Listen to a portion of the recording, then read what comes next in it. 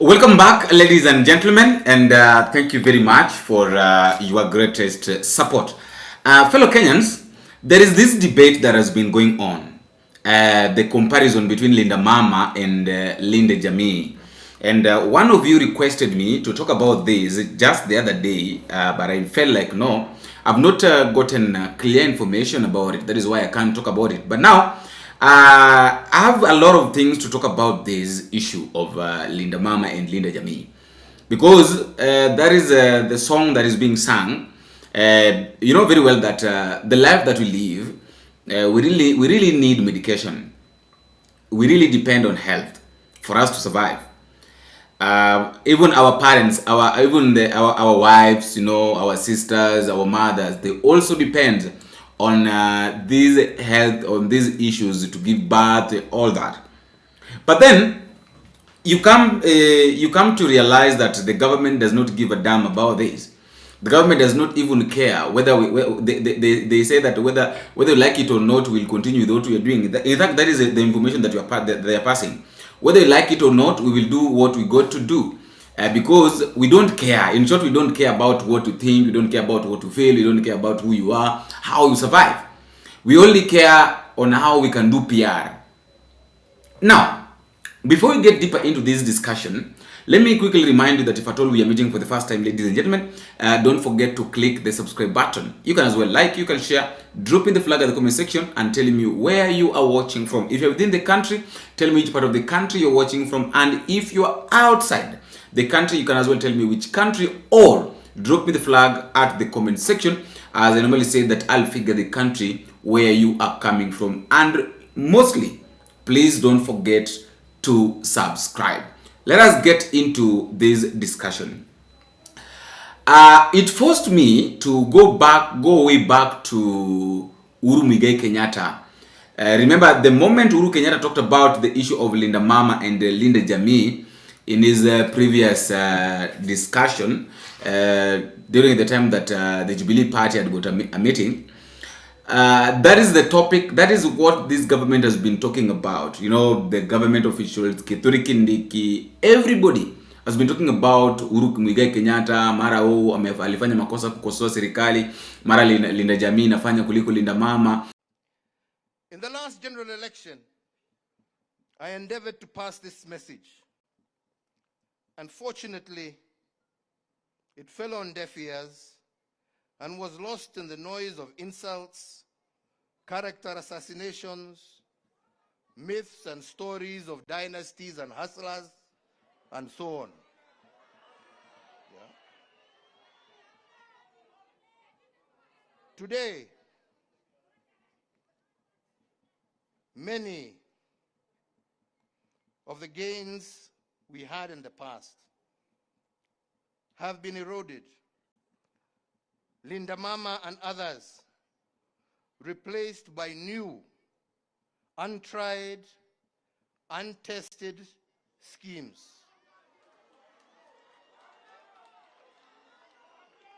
And while we wait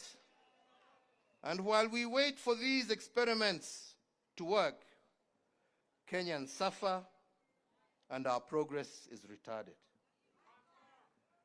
As we continue to dwell in rhetoric rather than in progress, we repeat the mistakes of the past. Indeed, today, some of the truths we spoke of yesterday have become the reality check of today, while some of the myths and falsehoods have become the nightmare that many are living. So I was like, okay, you guys are saying that Linda Jamii inafanya kuliko Linda Mama. Hii serikali ya William Ruto imejaribu jameni. Wale wanaikosoa waikosoe, lakini wakuwe na ukweli, wasiseme mambo ya uongo. Kwa sababu hiyo Linda Mama ambaye ilikuwa inachunga mambo ya wamama wajawazito, sasa tumeipanua kupitia SHA.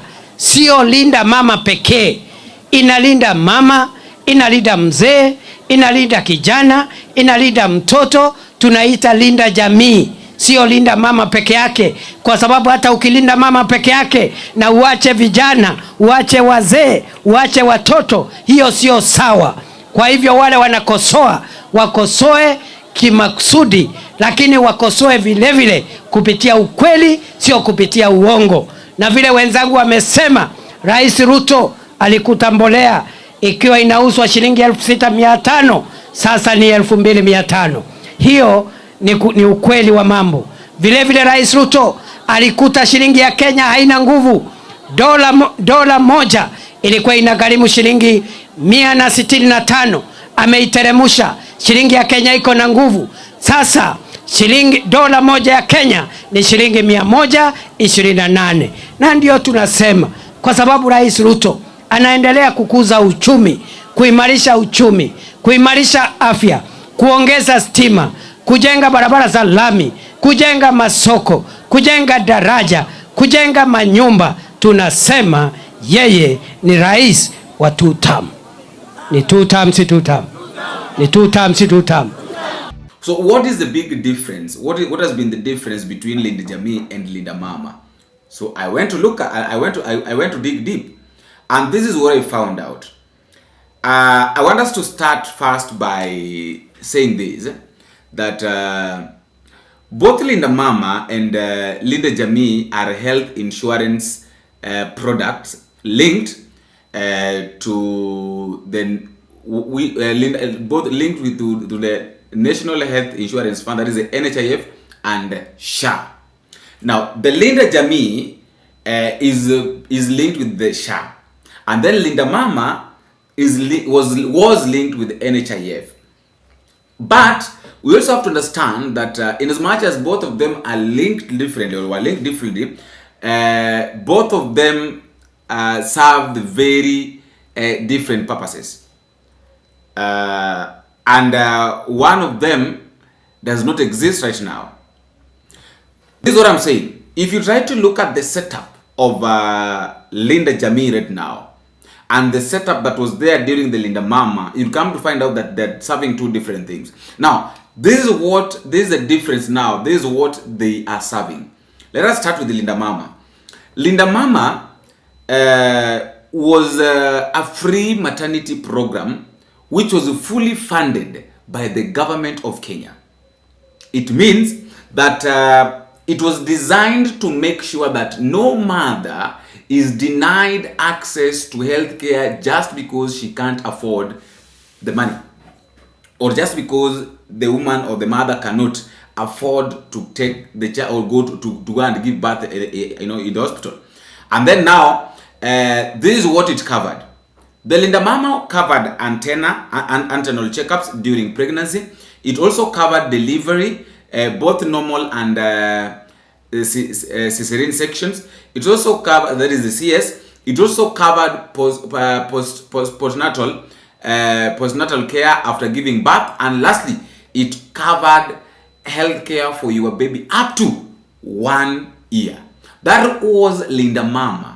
I'll repeat what Linda Mama used to cover. Linda Mama used to cover antenatal checkups during pregnancy for free.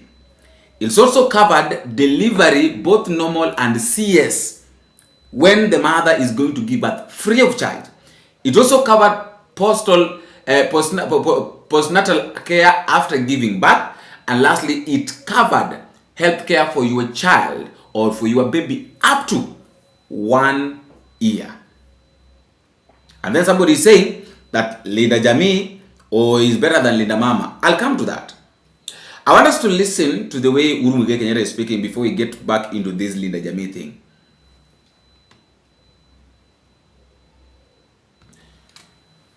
So this is what Uhuru Kenyatta is saying. Uhuru Kenyatta is saying that Linda Mama took care of the maternity journey at no cost.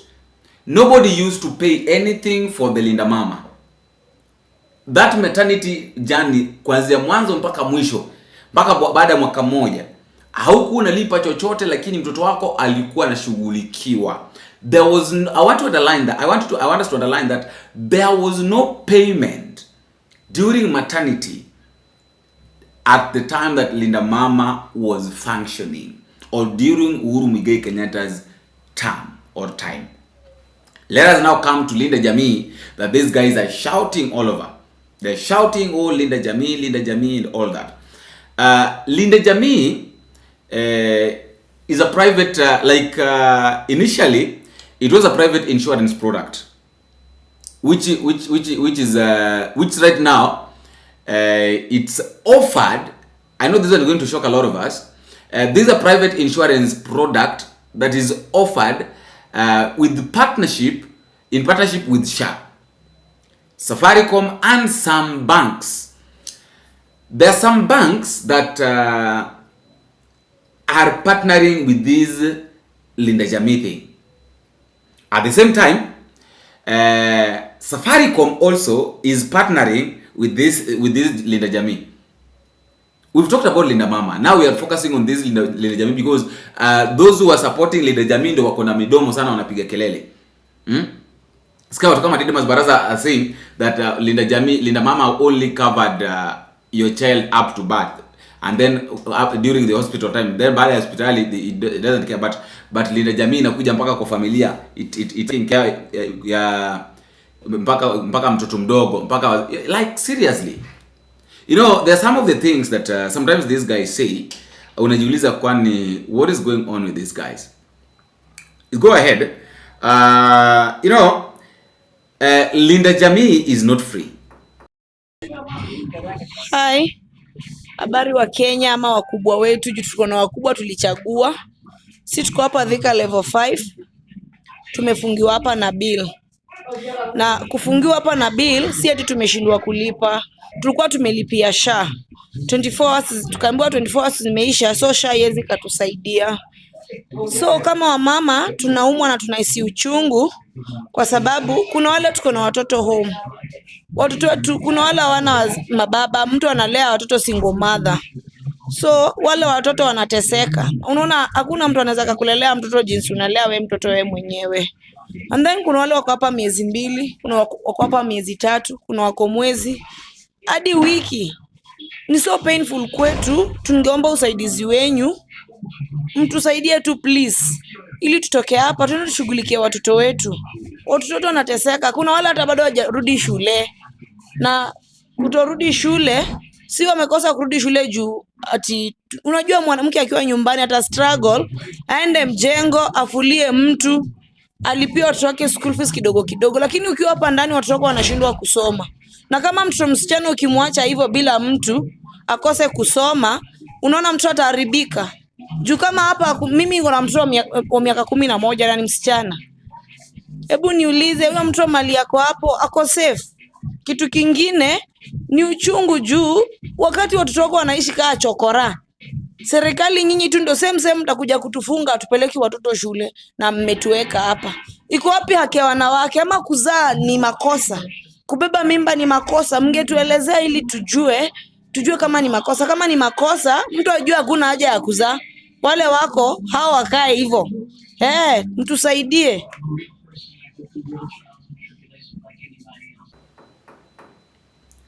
Linda Jamii is not free, and the families must pay. I don't know how much is being paid now, but I think it's something like 12,000 per year, if I'm not wrong.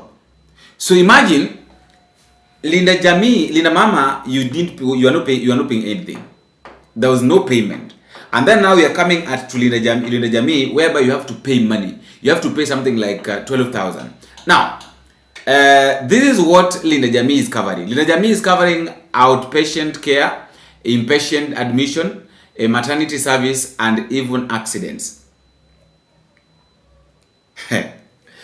You know, all these things. Linda Jamii, they're saying that Linda Jamii it's more of a comprehensive family cover, not just maternity. Yes, but the question is, can you be covered if you're not paid? 1 hour in expressway, me and the governor were neighbors. We are residents of Kiambu. The benefits of Linda Mama, as was said, has not been scrapped. Nobody has scrapped Linda Mama. But what have we done?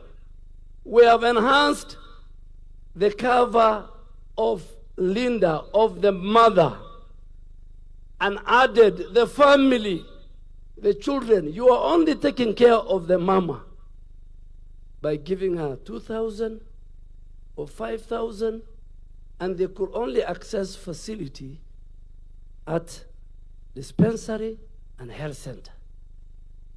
And if you think Linda Mama was a big thing for you, how come it has not reduced the maternal mortality rate in our country? This is an agenda the president and myself want to start now. We have 20 counties that we feel the maternal mortality rates are high. So if your Linda Mama was good, then how come the maternal mortality rates, and these are not figures, even the World Health Organization will agree with me, but we enhanced. What have we enhanced? Because we don't lie. We have enhanced, we have included antenatal, postnatal, delivery, and we have given the whole family that package. Today, Your Excellency, in 9 months under Shah, 627,155 mothers have delivered in the Republic of Kenya. Our delivery is about 1.1 million. But under Shah, you know the amount. You know, you have to pay. Linda Jamii, you have to pay for you to be covered. Whether you have a family or not, whether you're going to give birth or not, you have to pay. You have to pay before you are covered. Here is the surprise. Linda Jamii is really struggling to attract enough members, because you know not everybody has got is in a position to pay that money, that 12,000. Not everybody is in a position to pay. Unlike Linda Mama, you know, Linda Mama, nothing was being paid, and therefore it had got a lot of people. A lot of people were being taken care of. Some people are saying that saizi imebadilika, sio Linda, imebadilika kutoka kwa Linda Mama ikakuja kwa Linda Baba. Some of these things that these guys are doing, because imagine somebody is saying that Linda Jamii is better than Linda Mama, and as we speak right now, there are women who are locked in a hospital that is in Moi referral, Moi Hospital in Eldoret, simply because they could not pay money after delivery. Alafu tunaambiwa ya kwamba Linda Jamii ni mzuri kuliko Linda Mama. Can we style up? Hao watu kina William Ruto, we have got William Ruto, Kithure Kindiki. These guys should really style up and know what they need to say. Because you can't just wake up in the morning and start fighting somebody simply because amejaribu kuwakosoa. Huyu mtu anawaambia vizuri kwamba boss, haya mambo ambayo mnayafanya sio mazuri, kwa sababu wakati wetu tulikuwa tunafanya hivi na hivi na hivi, mambo yalikuwa sawa. Sasa nyinyi wakati wenu mmeleta kitu kingine kipya na mnalazimisha nao kila mmoja ajiunge nacho, na ninyi wenyewe pia mnajua kwamba hii kitu ni kibaya. Now when these guys wives wants to give birth, I know they're old enough, I know so right now they can't give birth, hawezi wakashika mimba, lakini even their families, whenever their families wako na mimba, they want to give birth, they don't give birth in Kenya. Hakuna. No, we witnessed it with the Susan Kihika. That is the governor of Nakuru. Hakuna mwanasiasa yeyote mwanamke ambaye anaweza kazaa Kenya kwa hospitali za Kenya. That is a very, in fact, that hata wake zao, they can't give birth in Kenya. And then now here we are, they're forcing us with the things simply because they want. Look at the kind of frustrations that these guys are putting Kenyans into. They're telling us that we don't care whether you suffer or not. We don't care. We don't give a damn. That is what they're trying to tell us. That sisi wenyewe, we don't care. You mind, we're minding our business. We are working. At the end of the day, we'll walk away. It's very shameful. The second thing, I've had Kithure Kindiki, the same Kithure Kindiki. Kithure Kindiki is talking about the debate on division of revenue. And he's saying that it will never end, because even in Australia, this debate has been there for over 200 years. Services closer to the people. It is about decisions being made at lower levels making those decisions most legitimate. It is about the public participating in governance. It is also about dispersal of power vertically. And it is also about moving the country where it was 15 years ago with only one center of growth, which is Nairobi, where everything was decided and financed from, to creating 47 centers of growth, simultaneously spurring the growth and renewal of our country. It is that fundamental, it is that phenomenal. So we continue to reflect on the journey that we've traveled so far as a nation, the successes we've gained, or the successes we have made, the challenges we face, but we have no option because we must implement evolution. Just 2-3 things, and so that we get started. One is that intergovernmental discussions and conversations will continue for eternity. They will not end. And so, once in a while, when we have an issue here where we cannot agree and we must keep on discussing, it should not look unusual. Countries like Australia have had intergovernmental disputes between the federal government and the lower level governments for nearly 200 years. Over 190 years, they are still discussing how much should go to the federal states, the constituent federal states, and how much should remain at the center many years later. And they don't agree. They still have the disputes we are having today. So those who think that we are having the discussions we are having because this concept is new must be prepared for the long haul, because these are conversations that will... But there is something that Kithure Kindiki is forgetting. Kithure Kindiki is forgetting that we are practicing leadership, not law. Countries like Australia are practicing law, but we are practicing. I don't know why these guys normally like comparing us with countries like China, Japan, Singapore, Australia. Some of those countries are practicing. Law, not leadership. I don't know. So, in short, Kithure Kindiki is trying to tell us that this thing cannot work in Kenya simply because imekataa kufanyika Australia. It can't work in Kenya, whether we like it or not.